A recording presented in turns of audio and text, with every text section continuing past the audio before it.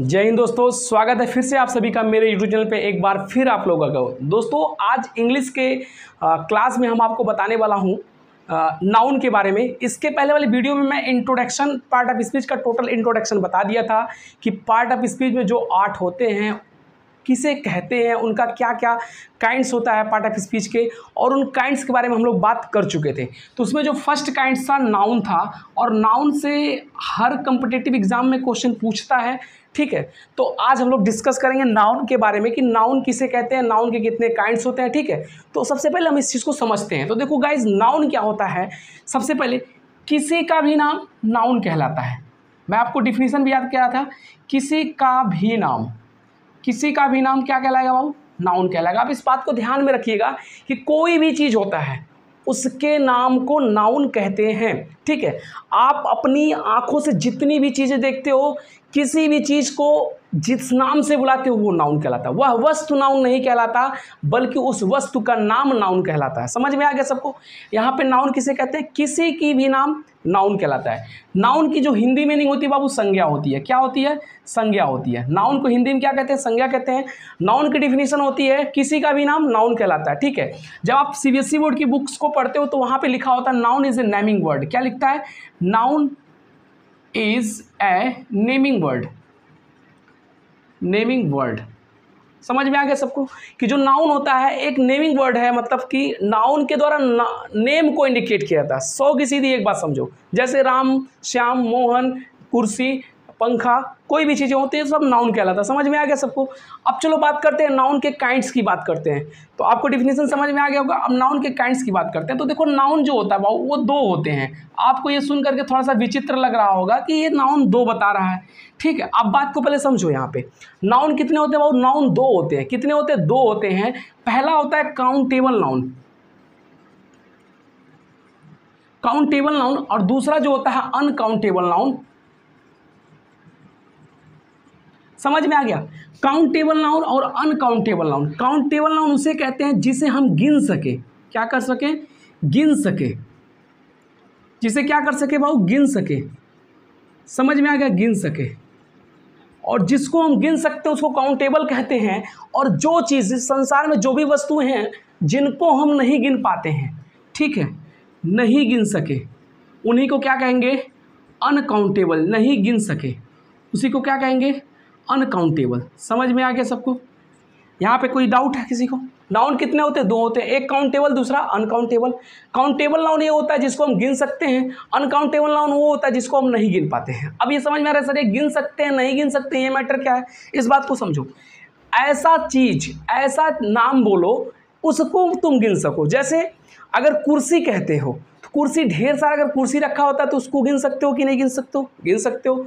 अभी पानी की बात कर लो बाबू, पानी अगर रखा हुआ है, किसी नदी में पानी भरा हुआ है तो कितने पानी भरे हुए हैं, 4 टू 5 टू पानी भरे, नहीं कह सकते। लीटर में गिनते हैं, यानी कि लीटर मेजरमेंट को गिनते हैं, हम पानी को नहीं गिनते। तो अनकाउंटेबल में वाटर चला गया। ठीक है, सेकंड बात, यहाँ पे काउंटेबल की एक आध एग्जांपल और देख लो। जैसे मोबाइल की बात कर लो, मोबाइल 1 2 3 4 5 मोबाइल गिनती कर सकते हो ना उसको, तो काउंटेबल नाउन हो गया। और यहाँ पे जो है अनकाउंटेबल में दूध की बात कर लो, दूध को आप गिन नहीं सकते। समझ में आ गया, घी को कभी गिन नहीं सकते।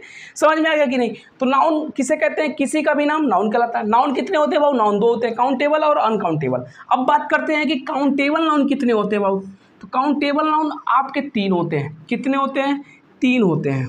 बात को ध्यान से समझना, और जब भी पढ़ना तो ऐसे पढ़ना। समझ में आ गया कि नहीं। काउंटेबल कितने होते हैं, 3 होते हैं। पहला होता है प्रॉपर, प्रॉपर होता है। दूसरा होता है कॉमन,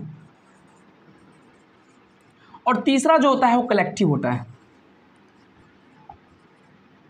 समझ में आ गया, proper, common, collective. Countable noun कितने होते हैं, 3 होते हैं। कौन कौन से, proper, common, collective. Proper, common, collective. Clear.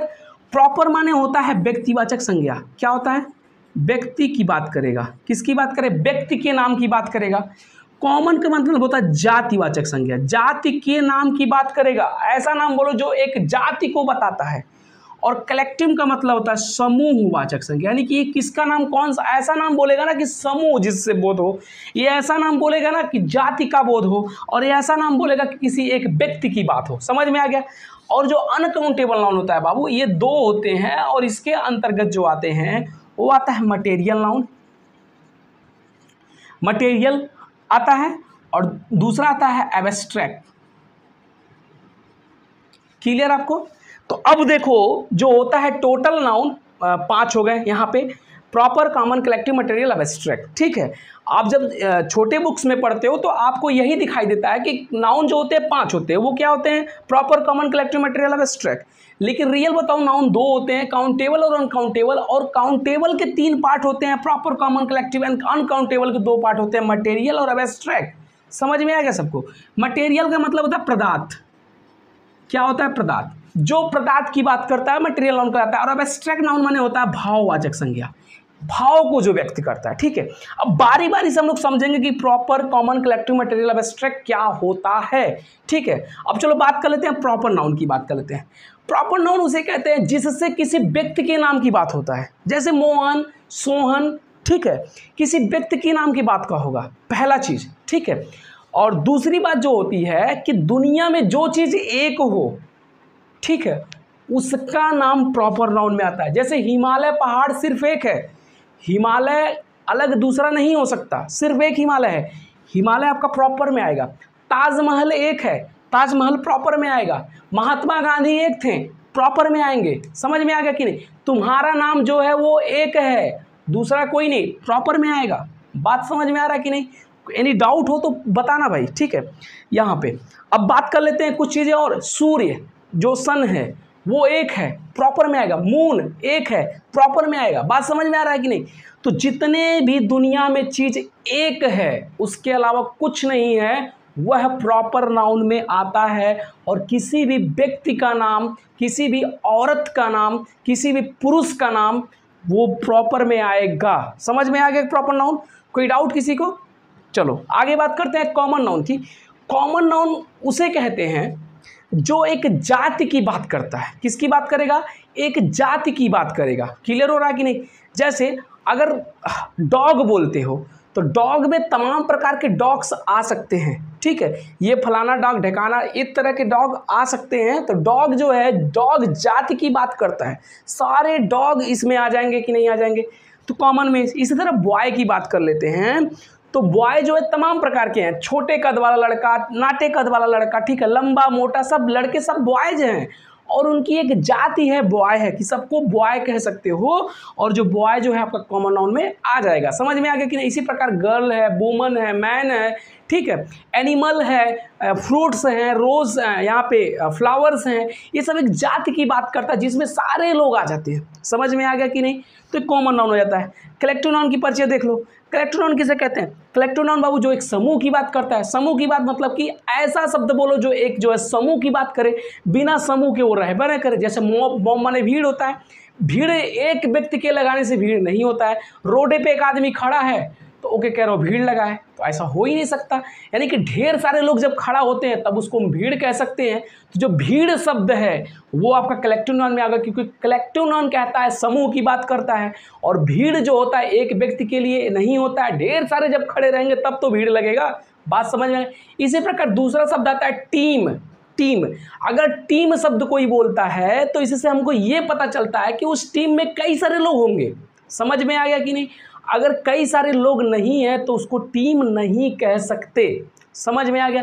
इसी तरह बहुत विचित्र जो है वर्ड है पुलिस और आर्मी। अक्सर लोग कंफ्यूज होकर के पुलिस को कॉमन में डाल देते हैं और आर्मी को भी कॉमन में डाल देते हैं, लेकिन ऐसा नहीं है। पुलिस और आर्मी दोनों कलेक्टिव नाउन के ही पार्ट हैं, कलेक्टिव नाउन के ही अंतर्गत आते हैं। क्योंकि जो पुलिस होता है, आप लोग हिंदी में जब लिखते हो तो पुलिस आ गई लिखते हो, यानी कि ढेर मिले पुलिस थे, एक गाड़ी भर के पुलिस आ गई। समझ में आ गया? तो पुलिस जो है कलेक्टिव नाउन, एक ग्रुप की बात करता है। उसी प्रकार आर्मी जो है एक ग्रुप की बात करता है, नॉट ए सिंगल पर्सन की बात नहीं करता, सिंगल आर्मी वाले की बात नहीं करता, आर्मी ग्रुप की बात करता है। इसलिए आर्मी वर्ड भी कलेक्टिव नाउन में आता है। ठीक है, इसका डिस्कशन मैं नेक्स्ट वीडियो में कवर करूंगा, पूरा अच्छे से सारे को बताऊंगा। ठीक, बस एक परिचय मैं इस वीडियो में दे रहा हूं क्योंकि वीडियो काफ़ी लंबा हो जाएगा। अगर इसमें मैं कवर करूंगा तो वो कवर नहीं हो पाएगा। ठीक है, तो नेक्स्ट वीडियो में सारे बात को कवर कर लूँगा। ठीक, अब देखो मटेरियल नाउन क्या होता है। मटेरियल नाउन को समझो। मटेरियल नाउन को सीधा सीधा समझो कि ऐसा चीज जिससे नई वस्तु बन जाए। समझ में आ गया कि नहीं? जिनसे नई वस्तु बन जाए मटेरियल नाउन कहलाएगा। जैसे अगर आयरन की बात करो, आयरन मीन्स लोहा। आयरन देखो कैसे मटेरियल नाउन होता है, आयरन से हम नया हथियार बना सकते हैं कि नहीं बना सकते हैं, बना सकते हैं। तो आयरन वर्ड जो होता है आपका मटेरियल नाउन कहलाता है। और लोहा को आप कभी गिन नहीं सकते बाबू, अनकाउंटेबल नाउन है ये। लोहा कभी गिना नहीं जा सकता, लोहा से बनाई हुई वस्तु को गिना जाता है, लोहा को नहीं गिना जाता। समझ में आ गया कि नहीं? अगर आपके पास कोई हथियार है लोहे की, तो आप कभी नहीं कहोगे कि इसमें 5 लोहा लगा है, 6 लोहा लगा है, ऐसा आप बता ही नहीं सकते। केजी में बता सकते हो कि 5 किलो लोहा लगा, 6 किलो लोहा लगा, लेकिन आप ये नहीं कहोगे 5 लोहा 6 लोहा लगा। समझ में आ गया कि नहीं? तो लोहा शब्द अनकाउंटेबल है और ये मटेरियल नाउन में कहलाएगा, ठीक। इसी प्रकार सिल्वर होता है, इसी प्रकार गोल्ड होता है, इसी प्रकार वाटर होता है, ये सभी से नई वस्तु बनती हैं और ये ऑल आर मटेरियल नाउन्स। समझ में आ गया कि नहीं? नेक्स्ट होता है एब्स्ट्रैक्ट नाउन। एब्स्ट्रैक्ट नाउन किसे कहते हैं इसको समझो। एब्स्ट्रैक्ट नाउन जो होता है, यह जो है इसको ना आप देख पाओगे, ऐसा नाउन जिसको आप ना देख पाओ ना छू पाओ, ना देख पाओ ना छू पाओ, सिर्फ महसूस कर सको, सिर्फ फील कर सको, वो एब्स्ट्रैक्ट नाउन कहलाता है। सिर्फ महसूस कर सको तो एब्स्ट्रैक्ट नाउन कहलाएगा। जैसे ब्यूटी की बात कर लो, ब्यूटी माने होता है सुंदरता, ठीक है। अगर कोई लड़की ब्यूटी है, उसके अंदर ब्यूटी है, ठीक है, तो आप कभी नहीं कह पाओगे कि इसके अंदर 5 ब्यूटी है, 6 ब्यूटी है, 7 ब्यूटी है। समझ में आ गया ना? तो ब्यूटी को आप देख करके सिर्फ महसूस करते हो कि हाँ ये ब्यूटी है या ब्यूटीफुल है, जो भी है, ठीक। समझ में आ गया कि नहीं? इसी प्रकार होता है सैडनेस।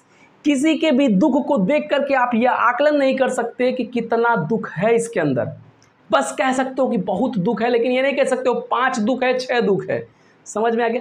तो सैडनेस भी आपका एब्स्ट्रैक्ट नाउन में आता है।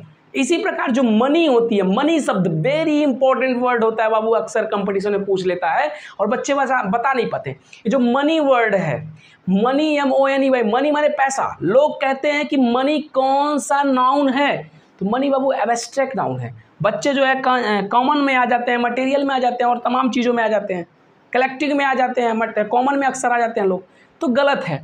मनी जो है आपका एब्स्ट्रैक्ट नाउन में है। इसी प्रकार क्यों एब्स्ट्रैक्ट नाउन में, इस बात को समझो, क्योंकि मनी जो होता है, मनी को आप कभी गिन नहीं सकते बाबू, मनी को आप कभी गिन नहीं सकते, बल्कि सिक्के को गिनते हो आप, कॉइन्स को गिनते हो, नोट पर छपे अक्षर को गिनते हो, उस नोट को गिनते हो कि 100 नोट 500 का है, आप पैसे को नहीं गिन सकते। समझ में आ गया कि नहीं? इसी प्रकार जो है अगला एक वर्ड आता है लेंथ। लेंथ माने होती लंबाई, लेंथ माने होती दूर, लेंथ होती लंबाई। आप लंबाई को जो है कभी गिन नहीं सकते, आप लंबाई को नापते हो कि 5 मीटर, 6 मीटर, 7 मीटर, लेकिन लेंथ कभी गिना नहीं जा सकता। समझ में आ गया? तो लेंथ वर्ड भी एब्स्ट्रैक्ट में आएगा।